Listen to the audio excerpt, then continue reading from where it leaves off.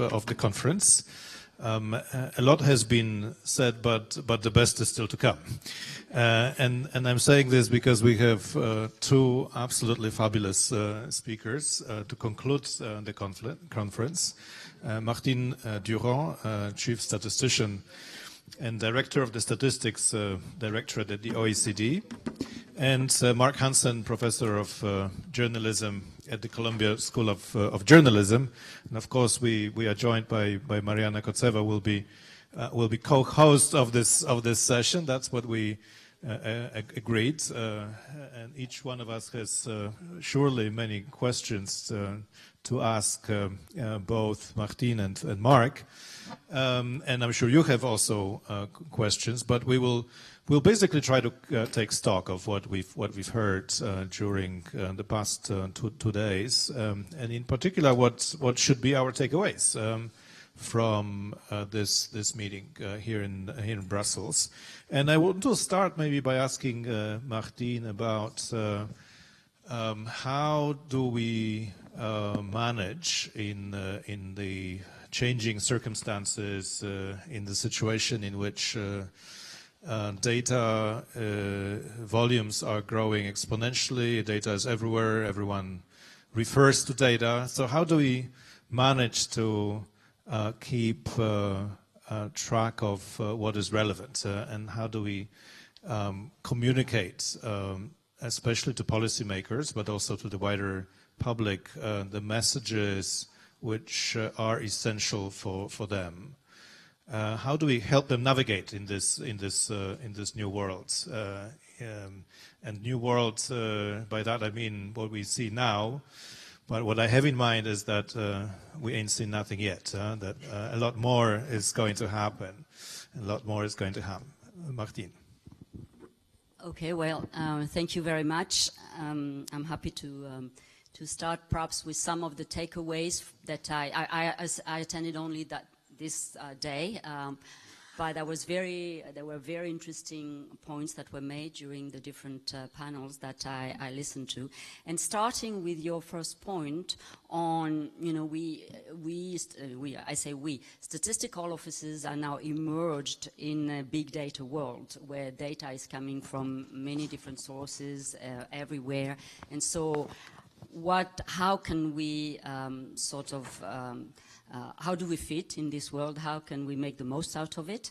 But importantly, how we stay relevant and are sure that we provide the information that's needed both to society and to policymakers in a way that is palatable to them and that they can see that is useful as well. And so how do we communicate that information? So if I start with the first point, what I take away from the conversations that I attended is that how do we make sense of all this big data, and how do we fit? First of all, I would think that what came out is that, in fact, when we discussed big data, we didn't talk about big data, but we talked about smart data, which relates to the ability of using both new data and treating traditional data in a new and smarter way for the purpose of official statistics to some extent.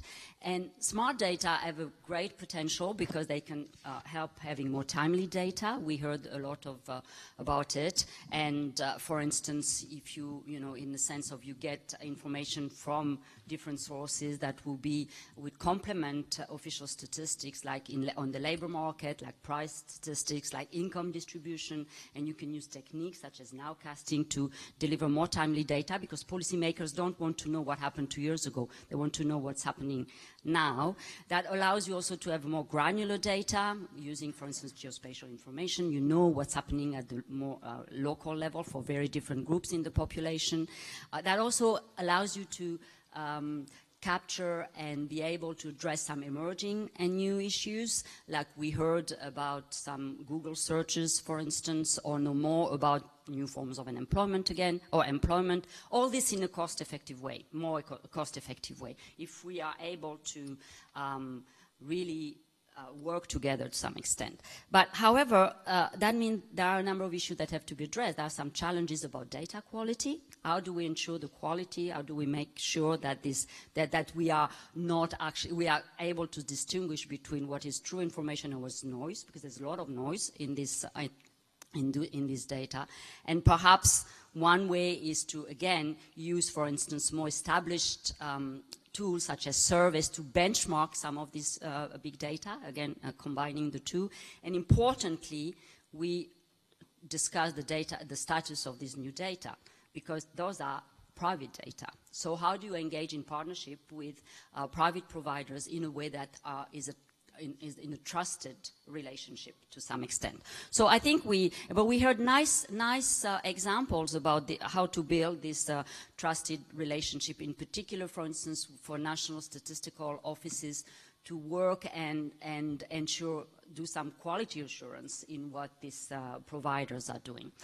All this, of course, I think another big challenge is all this, of course, will require to change the skill sets and have the adequate skill sets, because we're no longer talking about the same type of people doing the same type of jobs. That requires more data analysts and so on.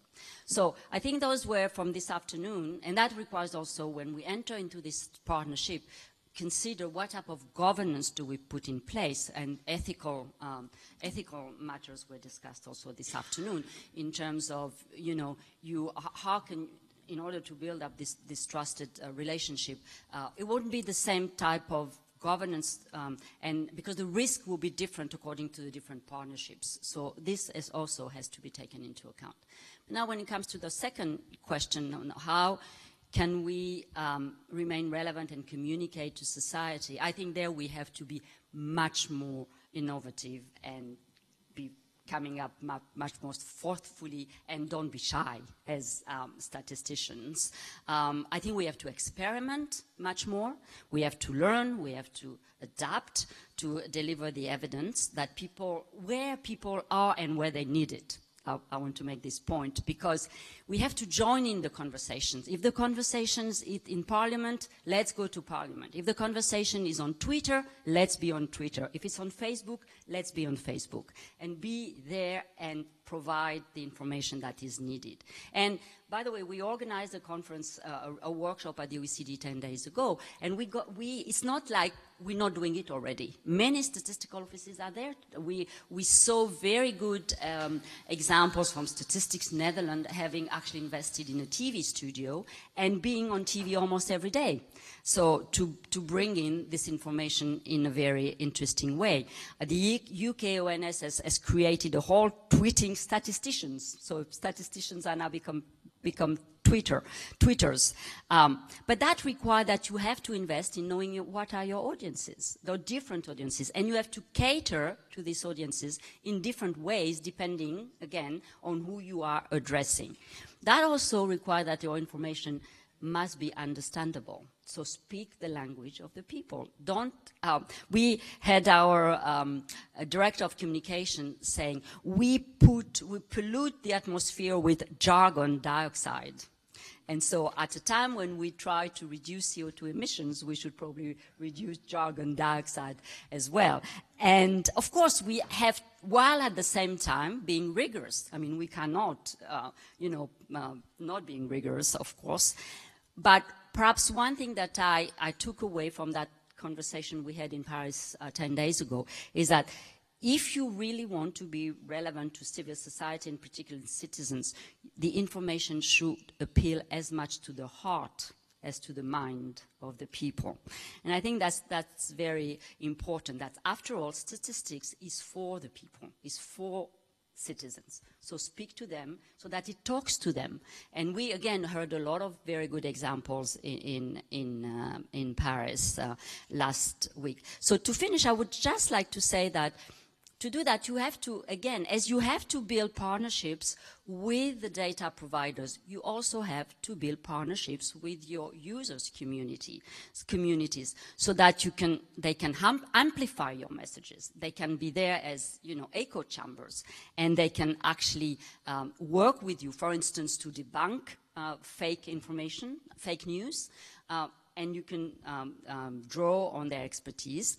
So to conclude, I would just like to say that at the OECD, we're trying to apply this principle that I just mentioned. And we have 8 communications guidelines, which is time your intervention by giving the people the relevant information when and where they need it. Second, track public issues and use the data you have already to participate in the debate. So you don't have to invent the wheel. You already have a lot of things on the shelf.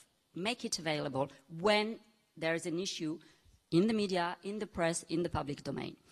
Listen and talk to the right people, not just broadcasting and informing, but listen and engage with interesting parties. Respond to the geography of discontent. Make sure that people feel like you're not talking to people like us. You're also talking to people who disagree with you. Shift from books, tweets, and so to tweets, visualizations, all the new media. Use language that people understand. Get to the top, meaning make sure that your content is visible, usable, you can extract it easily, and improve your capacity to monitor your impact. Very important that you know what you're doing. Thank you so much for describing this activist approach to promoting data and promoting your work as statisticians. This morning we were hosting conference on Convergence, and I have to say there was a session when I was thinking I wish one of you was there, because there was this disagreement between the panelists about whether there is or there isn't wage convergence between Central European countries and the older member states. So one panelist argued there is now a divergence, and the other one said, well, I looked at the data and I don't see it. And it's just one of these situations when you would wish that there was someone who would side between the two sides. So I want to turn to Mark with this question, because you studied the world of journalism, which is undergoing dramatic changes. And I want to ask you whether this battle, in your view, is winnable. In the context of these tectonic changes that media are undergoing, can one hope to get the message across? Yeah, I'm a very hopeful man.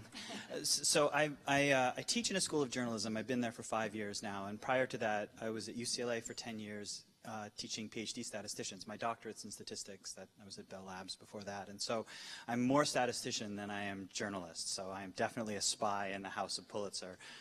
But to give you a sense of the relationship, delivering your message when people need it, measuring impact, using language that people can understand, making things understandable at a really visceral level. Those are the core principles of journalism, right, and good journalism.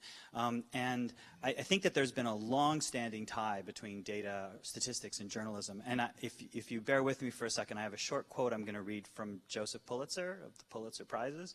In 1904, he wrote about his College of Journalism and what it should look like, which eventually became the school that I teach at. His quote goes, "Everybody says that statistics should be taught to journalists. But how? Statistics are not simply figures. It is said that nothing lies like figures except facts. You want statistics to tell you the truth. You can find truth there if you know how to get at it. And he adds, romance, human interest, humor, and fascinating revelations as well." So Pulitzer in 1904 was imagining a world of statistics which had sort of powerful narrative content, right, that described lived experience or gave a look into lived experience in ways that, and this is 1904, right? So if we think about where sort of statistics as a practice was in 1904, I think, how old was Fisher? Ted would know. I think Gossett was just getting to the brewery, right? There was a whole lot of stuff that hadn't happened yet, right? And so, and I think, to be fair, when he says statistics, he probably means data. These are descriptive statistics, right? But the idea is that we've had a long sort of history. So I joined the J School 5 years ago, and the first thing that happened was I was no longer invited to talk about my statistics research at the American Statistical Association. I was invited to be on panels with titles like data journalism, why do journalists get it wrong? And I was like, you know, I can't participate in that. That just seems like a problem. And so I've managed to get them turned around. But teaching the two cohorts of students, that is sort of graduate level statistics students and graduate level journalism students is a very different exercise. I mean, first of all, there's the technical training. That would be an obvious thing. But the second is the journalists, after a series of reporting classes, have a natural curiosity about the world. They walk through the world and think to themselves, how can I apply, like, what's going on here, and what's not right? And journalists that have a little bit of data training bring that curiosity as well to how do I express this in data? How do I think about this? What is an interesting way to characterize what it is that I'm seeing? So as you mentioned, it's a challenging time for journalism.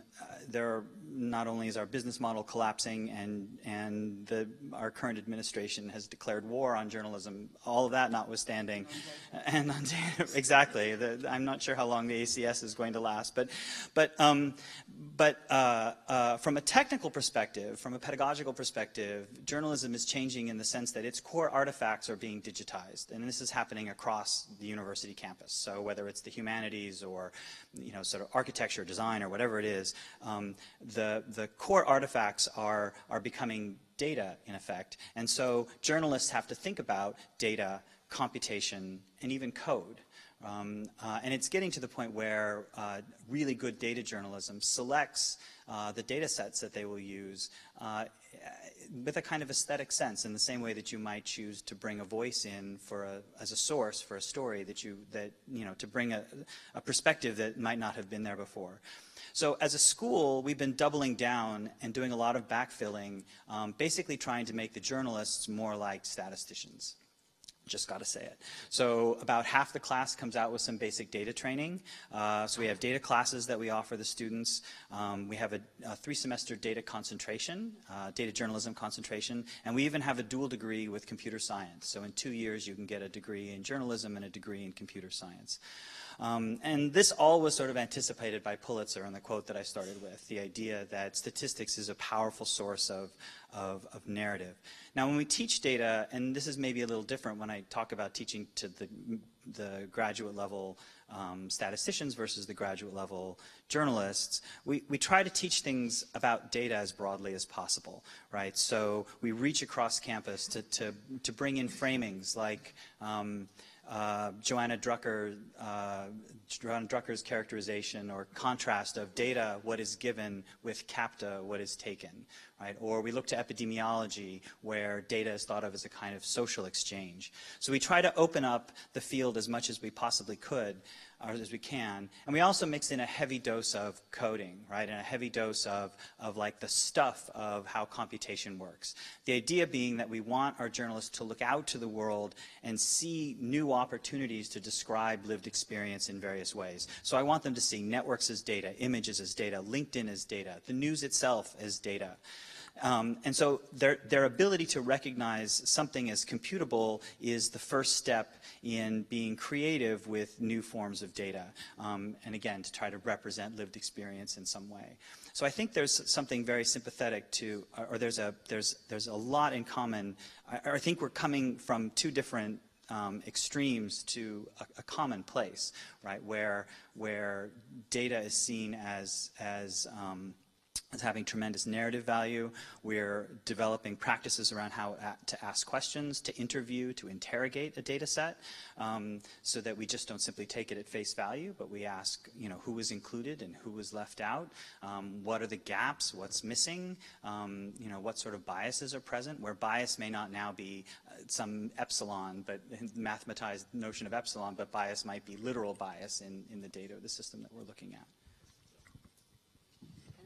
Thanks so much. Two-handed Absolutely. intervention. Have a two-hand intervention, and then I will warn you, a question about some practical recommendations that come to your mind. I will tell you more after your two-finger intervention what I have in mind, and then I'm sure Mariana has questions, and I will see around the room if there are any questions or comments. Yeah, in fact, it's a question to you, because this is very interesting to see how journalists are coming into, are trained. I mean, I would call that very strong statistical literacy that you're bringing into the journalist profession. But my question is the following. Or perhaps I'm wrong, but tell me if I'm wrong, because you know better than I do. But I have the feeling that a lot of the information, or even the data, the facts with statistics or data, that people, I'm talking about ordinary citizens, and in particular youth, get to understand the world or understand societal phenomena, do not come from what they read from journalists, but they come from their bubbles, social media bubbles, where what I say, because I am in this world of my friends, whom I like because I push the button. If I say something, I'm right. So how do you teach your students to actually penetrate so that they bring the information where the people are? Because they could be very statistical literate, but if they don't reach the right audience, then the opinions will be formed elsewhere. Like in, we say, oh, it's maybe on Twitter or on Facebook, but now when I talk to my kid, they say, no, Snapchat, you already dépassé. So how do you teach that? No, so part of, so we have, as the media landscape is changing, the requirements for thinking through how to deal with social media, how to get your stories out on social media, how to generate audiences on social media. These are all things that that we teach our students even without the data component. And I should say one thing, we're teaching the students more than just data literacy. If you look at what's happening with really good data journalism now, so I'll give you a couple of examples. One has to do with gaps in the data. So the FBI publishes, in the United States, publishes statistics about the number of people killed in police shootings, right? Police-involved shootings.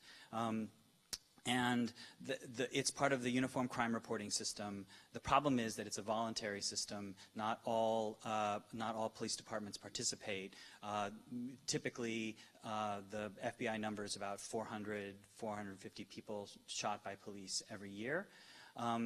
The Guardian and the Washington Post both decided that this doesn't seem like the right number, and because of the voluntariness of the reporting, we're probably way too low. So they started their own process of mining the web, looking through Google searches to find news reports about police-involved shootings, using that to provide evidentiary basis, and building their own data set where the number is closer to 1,000 or 1,050 a year. So that has a huge political impact. As a second example, the ProPublica has published a year and a half ago or so something called the Surgeon Scorecard, which is basically a gargantuan mixed effects logistic regression. And how many of you would have the stomach for fitting a large mixed effects logistic regression? Right. Well, I mean, because, it's hard to teach the students, like, when you're teaching, even when I was teaching at UCLA, logistic regression was always one of those things where our outliers are hard and all that. But anyway, it's a large logistic regression that was attempting to say, using data from the Medicare system, surgeon by surgeon for each procedure, do your patients experience more complications than they should, given the baseline, right? That's an important piece of information. It's a gargantuan model. They ended up putting up a white paper around it. There was a lot of debate around it. And this is I would say this is sort of master's plus level statistics, right? This is a pretty serious piece of work. And I would also add the work that was done around predictions in the election, right? And I know we talked a little bit about that yesterday. I think that there's a temptation on the part of journalists to wander into prediction, and I think that's an interesting conversation that we're going to start to have about what that means. Certainly we publish in journalistic organizations predictions all the time, like the weather, right? But you have an embodied experience of the weather, so you look at the prediction, you look outside, and you go, nah, I don't need my raincoat, right? It's not right, right? We just don't have that lived experience of, it's not right when it comes to larger surveys or some of the products that are being produced.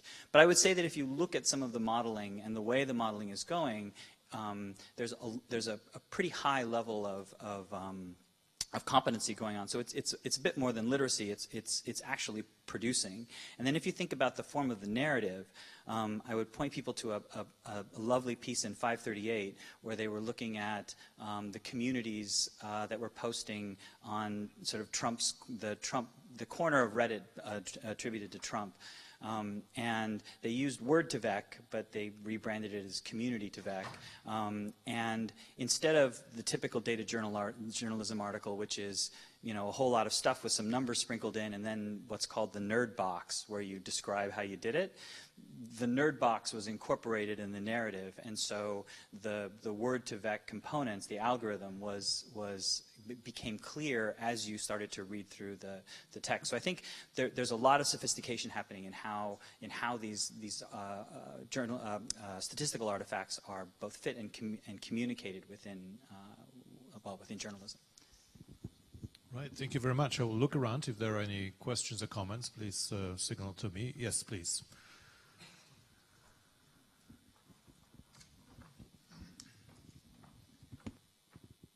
Thank you.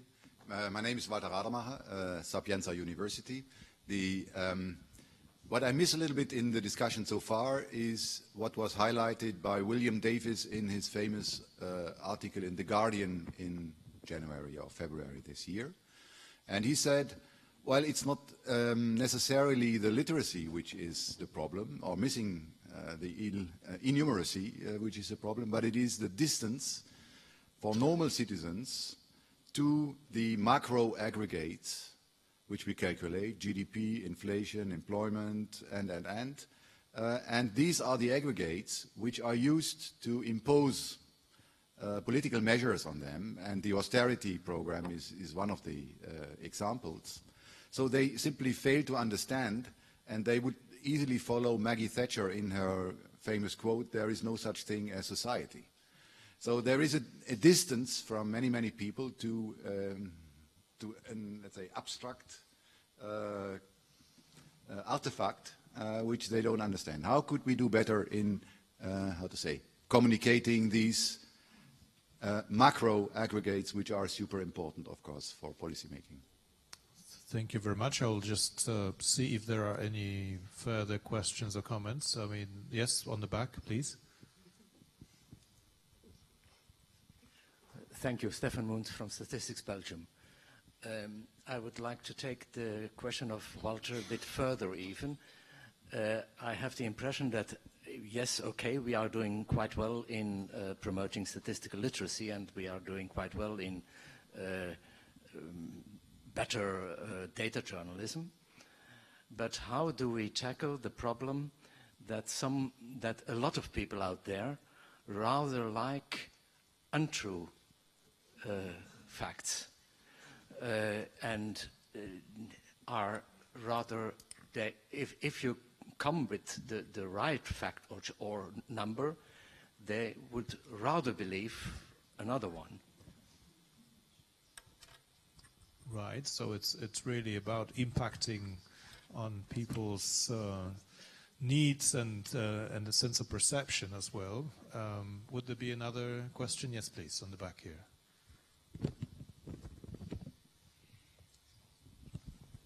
Yeah, thank you very much. Again, a follow-up question on Stefan's question.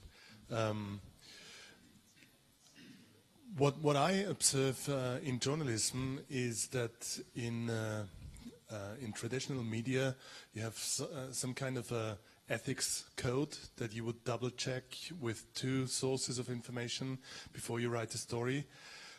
This doesn't seem to be the case in social media so far, which promotes the risk of false information being spread very quickly. So my question to you is, do you teach some kind of an ethics code for journalists going on social media in order to tackle this problem? Thank you so much. These are 3 very spacious questions, but I will certainly invite a further one. Yeah, one more question. Ronald Jensen, UN Statistics. My question is more on the relation between the official statistics and journalism. One is I think official statistics is always in a bit uncomfortable situation if they comment on one thing but not on another thing. To avoid taking a political position, which journalism can do and does. And so maybe there is also something that in a partnership also can be better worked out. So official statistics does not get involved in a political debate. That's one. The second one, which I didn't hear yet, is data centers. So there are a lot of data centers being established with the help of statistical agencies. Data centers with academia, data centers with cities in the Netherlands, data centers maybe with private sector. So what is the position for official statistics in your views going forward on data centers? And how thin can we spread us in getting involved in all of these? Thank you. Yeah, thank you very much. That gets straight to the question I was going to ask at the end. So maybe I ask it already, so that we have an even broader set of issues to discuss. And my question to you was about a practical recommendation which you would have for the world of statistics with respect to how best to promote their work, your work. And I have in mind our own experience. I work at the European Political Strategy Center, which is an advisory group to the President of the Commission. And we were blessed to have at the beginning Enrico Giovannini, Martine's predecessor at the OECD as chief statistician. We had a data analyst.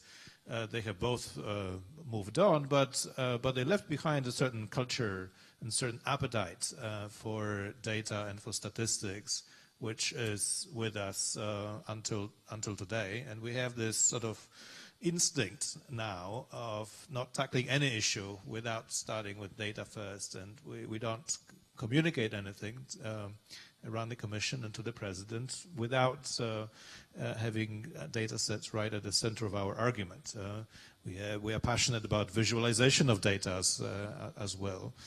But you know, as I said, we were blessed to have a good helping hand at the beginning. But what can we do in practical terms to help the world of policymaking to better understand data, to better work with data? Data centers are one idea, but would sort of ambassadors of the world of statistics be able to spread that gospel around? Now, there have been I think a lot of questions. I kept the list so I can remind you in case you forget. Yes. Martine. Yeah, I'm going to pick some of them, and please repeat your questions if we've not answered them, because I'm not sure that at this late hour I'm able to remember everything. A couple of things. Communicating macroaggregate. You know, Walter, I think for too long we've communicated too much on macroaggregate, to be honest. And this is why the people felt that we were not talking to their own situation. I mean, they did not recognize themselves in an average unemployment rate. They did not recognize their economic situation with the number of GDP, with the GDP number. You were telling them, oh, our country is doing very well because growth is 2.3%. Yeah, well, in my family, my income has been declining because someone in my family has become unemployed and so on. So I think perhaps we've done too much on aggregate and not enough on disaggregated data. And we have to speak to their situation. And then perhaps you can rebuild the thing and saying, well, you know, but as a society, because the average person is no one. Nobody recognizes themselves in the average person. So this is why there's been actually this movement of beyond GDP, and the beyond GDP movement was not only was to go beyond the economy, because there are many other things that matters in life to people to represent their own situation, like, you know, security, work-life balance, health, education, and so on. So beyond the economy and beyond the average. What are the distributions in the countries and not only vertical distributions like the poor and the rich, but the immigrants versus the natives, the men versus the women, the young and so on. And so there's all kinds of types of inequalities and distribution that need to be brought to. And then you can say, well, this is the situation for you and so on. On average, we can do something, but I think the average should be the adding up of the individual situation and not the other way around. But of course, for policy making, you will still need to have inflation. You would still need to know the output gap, for instance, and so on and so forth. But I think until your statistics really speak to the people, it will be very difficult to communicate on macro aggregate in a way that is understandable. This is why I said you need to speak as much to the heart as you speak to the mind. Second, I'm afraid I'm going to disagree with Ronald, because I think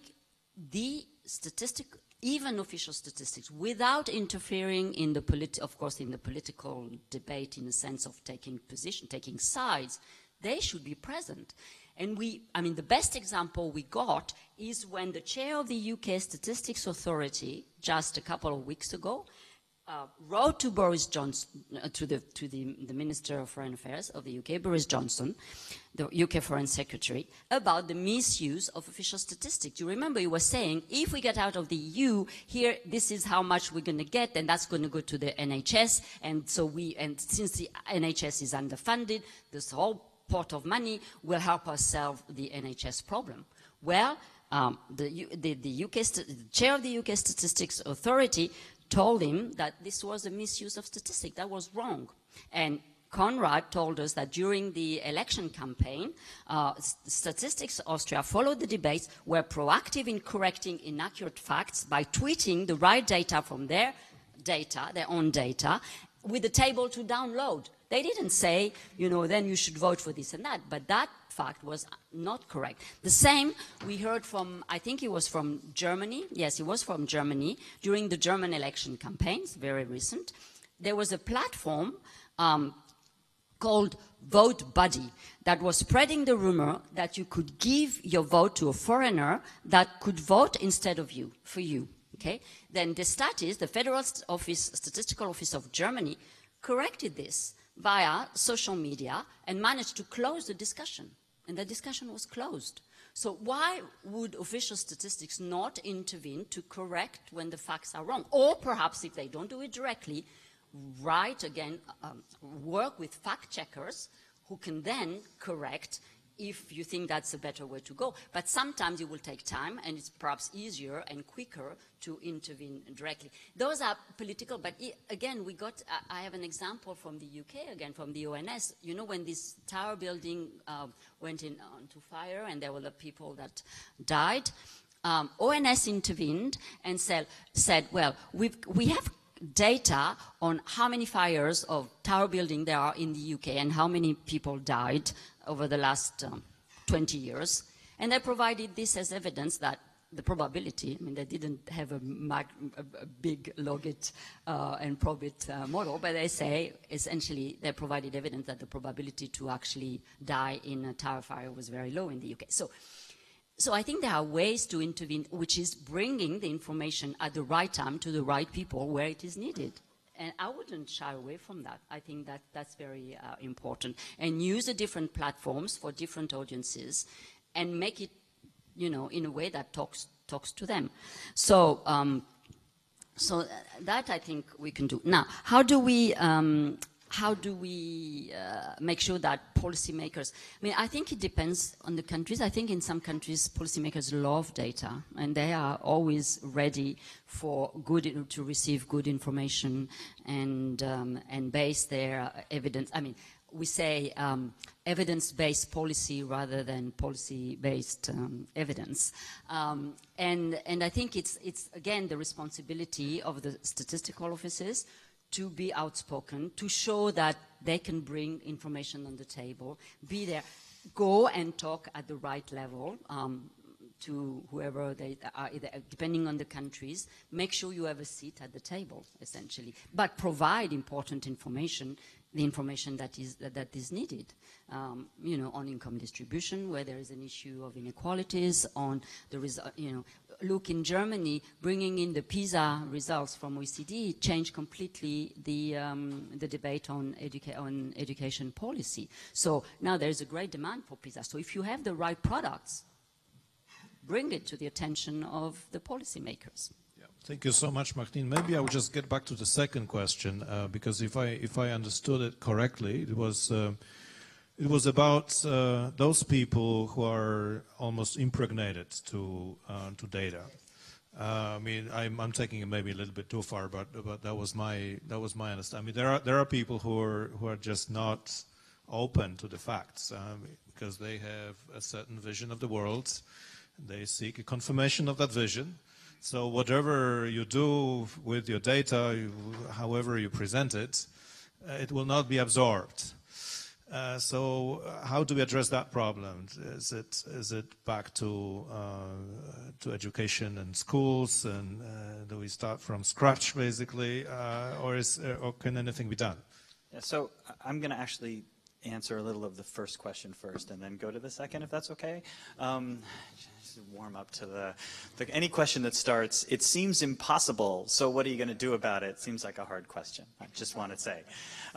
So about aggregates and the distance from aggregates, the New York Times has done some really nice graphics around unemployment rates, for example, and has interactive graphics where you can find your own sort of demographic group and look at a historical curve and compare it to all of the other curves from the demographic groups, basically providing you the capacity to sort of find your own narrative in the data, right? So I think there are ways to present disaggregated data to help people find themselves and relate to then the global statistic that's being used to affect overall policy. I would also say that I wanted to give an example of reporting on a particular topic and how the objects of that topic leads to different kinds of reporting and might again speak to some of the disaggregates. So a topic that I had mentioned before that's sort of increasingly of interest to journalists is looking at the algorithms that run and make decisions for us, computerized algorithms that make decisions for us. They wield, these sort of virtual algorithms wield real power in the world, and one of them in particular it goes under the title predictive policing. Right, so the idea is you take a region, a city, you break it up into grid cells, and then in each grid cell you say, all right, what are the conditions on the street here? Right? Are there bars nearby? Is there a subway nearby? And then what has the historical crime looked like? And from there, the algorithm attempts to, I mean, I've seen everything, well, the algorithm attempts to sort of predict for the next 8-hour shift what's the chance that crime's going to come, this is going to happen there. So we'll put some police in, I mean, a solution is put some police there. So there are several different ways to do that, right? So one, the earliest was a company called Predpol, which is a total black box. It's a mathematical solution that sort of models crime like earthquakes. So something happens and then it reverberates through the neighborhood like aftershocks of an earthquake. But it's totally black box. Can't really say much about it. All you can do is maybe look at the results of the algorithm and to judge it. An in-between stance is something from a company called HunchLab, which New York City contracted to do its predictive policing, which uses a gradient-boosted decision tree that it will give you. And the tree is, you know, a kind of gradient-boosted decision tree is sort of an open model, right? You can kind of give variable importance to things. You can't say, why did this grid cell get such a high number, but right. So it's a little open. And then you have a research group at Rutgers that runs, sorry, I'm really not such a fan of logistic regression, but this just happens to be, runs a logistic regression to look at the counts of, you know, or the probability of crime taking place in the cells. And the benefit of the logistic regression, for all of its sort of maybe stiffness, is that it now has modeling components that you can engage the public with, right? And so the example of the researcher that I interviewed, they had run this model for the city of Newark in New Jersey, and they found that mini markets that are attached to gas stations are really dangerous after 10 o'clock at night. And the police said, well, of course, because you're gassing up, so you know you're under the lights and you're exposed and you've got your wallet out, that's it. And the community members, because they're using this model, I should have sort of swallowed the lead there, the model, because it's open, becomes an anchor for conversation with the community and with stakeholders, right? So now the model is open, and so the police say, well, this is what we think. But the after-school group, the group that sort of provides or wants to provide services for students after school, said, no. After school, students don't have anywhere to go, so they go to bodegas, these sort of shops in Newark, where there's soft drinks and rolling papers for cigarettes.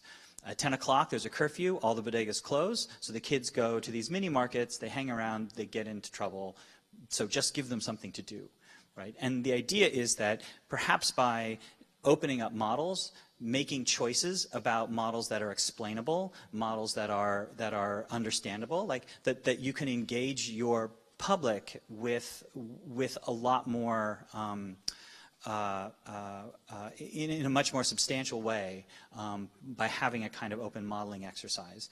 DARPA in the United States, for example, is looking at or put out a call for explainable AI, right, to try to make these models as open as possible. So anyway, that's the idea about the aggregates. And now the question about thing X is impossible, so how do we solve it? Like, so people want to believe what they want to believe, and if you feed them things, they will believe it. I mean, fake news is one of those. If you are in a university, you will know that fake news is the current best way to put something on a grant and get it funded. Everybody wants to find a solution to fake news. I feel like in some ways it's a very old problem that's been complicated by the networks that we rely on and the fact that we don't understand completely the ways in which these networks surface information for us and the ways in which people through coordinated activities can gain outsized voices on those networks. To me, part of what that calls for is a kind of literacy around technology and around the media as it's existed, but now a new form of media literacy that involves and doesn't shy away from the technical components of the networks we rely on. And finally, for the ethics questions, oh my goodness, of course we give our students ethics training. I was just speaking to the woman with the fashion startup, and we even have ethics for web scraping, right? So before you send a robot out to go harvest something from a website, we have like an ethical code that says you can't just go do that. You got to first talk to them and ask them for the data, and if they say no, you go back to your editor, and maybe you guys believe that, I mean, you may or may not approach them. It depends on how sensitive it has to be. But in a perfect world, you talk to them first. If they say no, then you only break terms of use if you have to. And when you do, you put your email address in the from field of the HTTP header, right? So they know that you're doing it. And if they don't want you to do it anymore, then they stop, right? So we have incredible codes of ethics that, as a statistician operating, or teaching computation 5 years ago to PhD students, I wouldn't have thought twice about, go to Craigslist, scrape it all off. Oh, but that's not how it goes, right? So there is plenty of ethics around. Just very briefly, because I think Mariana wanted to say something. Yes, Mariana has been very patient, but... I don't know, in terms of recommendations, you said what should we recommend? And you said, well, perhaps we should work with schools and, teach the children. And I think no matter what, yes, we should do that anyway, for sure. And starting young and having them manipulating numbers and so on. There was a very interesting, I don't know if you've seen in a TEDx by one of your colleagues from The Guardian. His name is Alan Smith. When I read it first, I thought it was Adam Smith, so I thought, oh my God.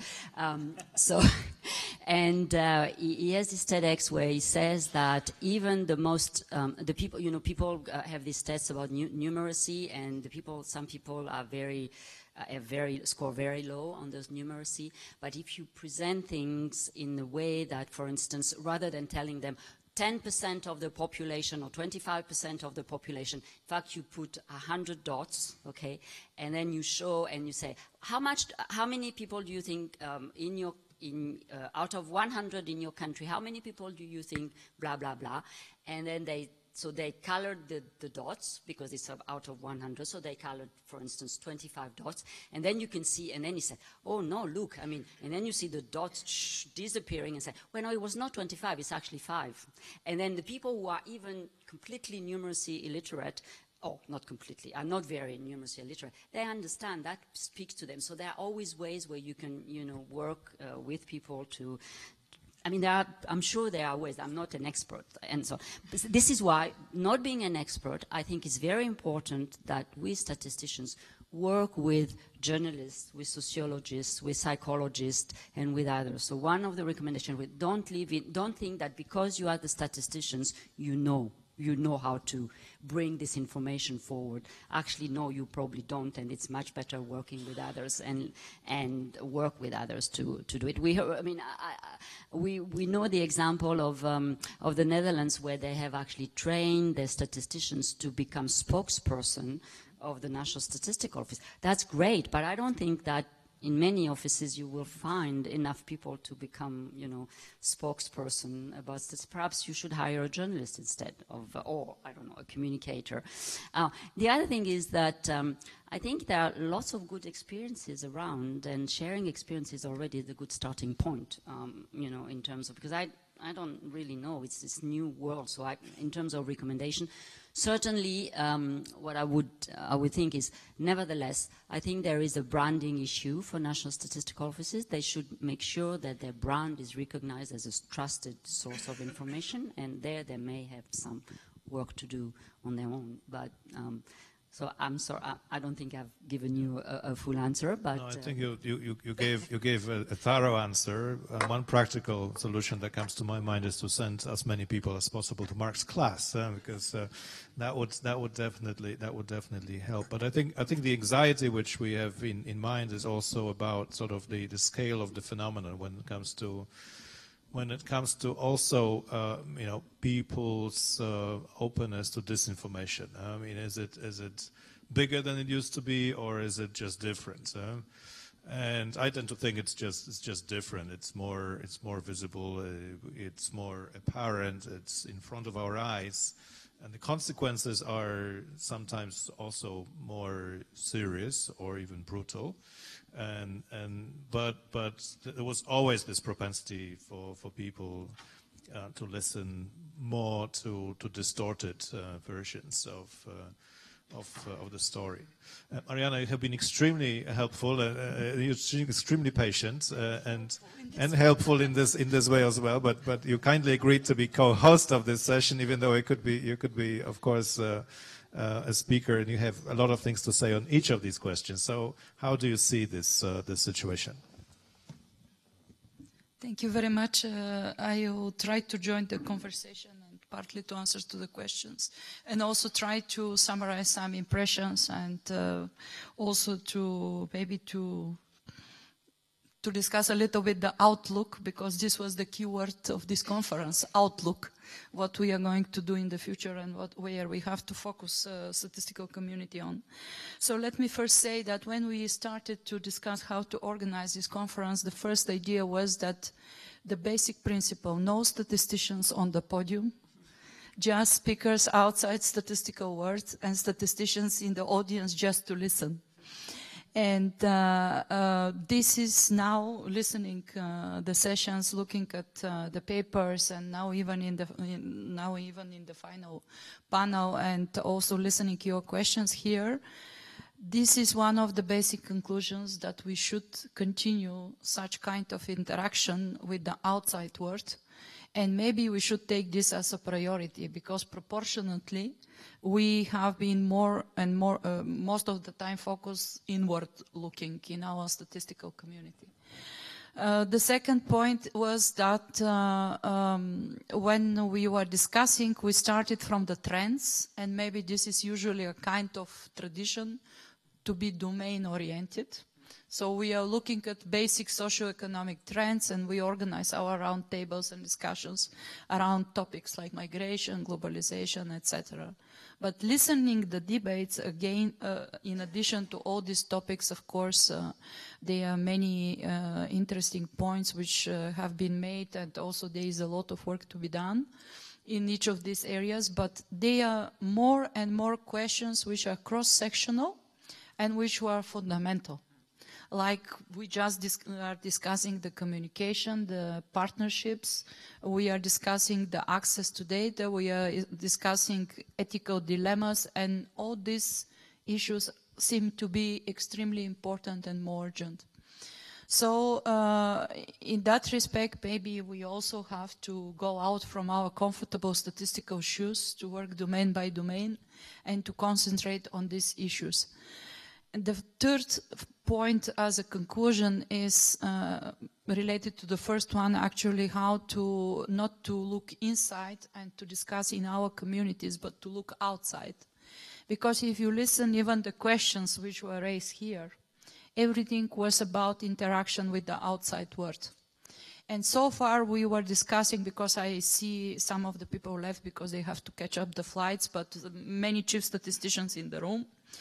And we were talking, for example, about partnerships. But partnerships in the classical sense, how to establish, how to define it, even in elements of it. And now we have to talk about interaction in a complicated system of modern, many topics and data ecosystem in the deification world. And we have to interact. Even when I was listening today, the excellent panel on ethic dilemmas, it's how little the world knows about us and what we are doing and what are our ethical standards, what are our problems, what we could offer in the partnership. So our interaction with the outside world should be intensified. This is the conclusion which I would like to put forward for everybody to think, and then we could discuss, as usual in our statistical community, how concretely we are going to move forward.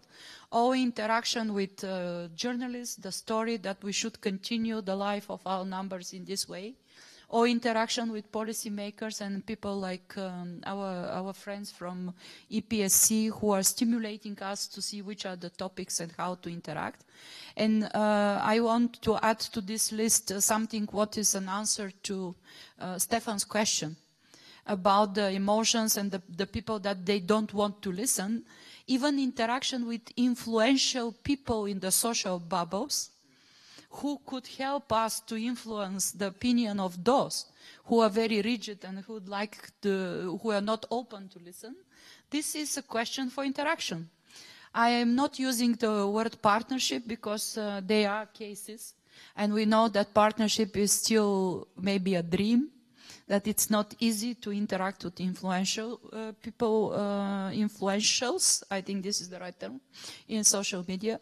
So this is my message, that if we have to discuss and to work, this is how we interact with the outside world. This is about data centers as well, because this is also part of the future.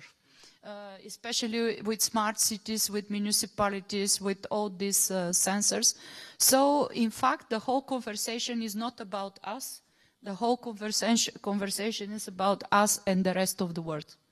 So, in that respect, I would like to conclude and then to give the floor to Paweł back, that we hope that our initial idea, which was born in a brainstorming, a nice way, hopefully was useful for you, because hopefully you could get many ideas from the wonderful speakers which we had here.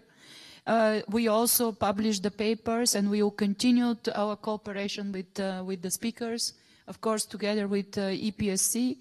So with that, not to take the floor again, thank you very much on behalf of Eurostat, and looking forward for the next journey to continue. Around round or square tables, it doesn't matter, but it's important that we keep it going.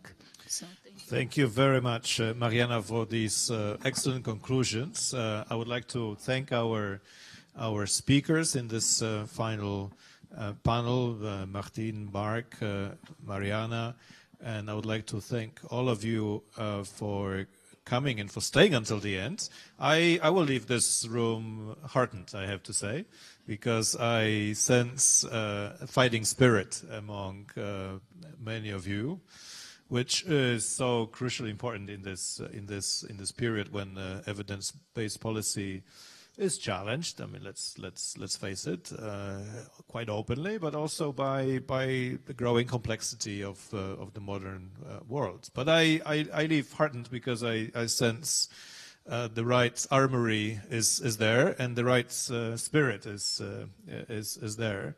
So when I thank everyone for coming and thank our Power from Statistics team for preparing this conference, which must have been an enormous effort, and we are all enormously grateful for it. Let me just say that the project itself obviously lives on, and as Mariana alluded to, there will be guidance reports published on the basis of conclusions from this conference, and it will be quite actionable from what I understand, namely focused on what needs to be done to help official statistics deliver the evidence of tomorrow.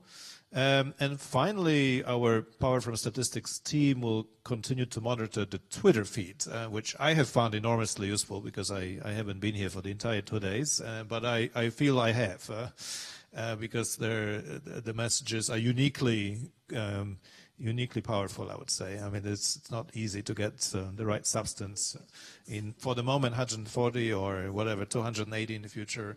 But still, so thank you very much for that. Thank you all for coming. Have safe travel home, and see you at the next Power from Statistics event. Thank you so much.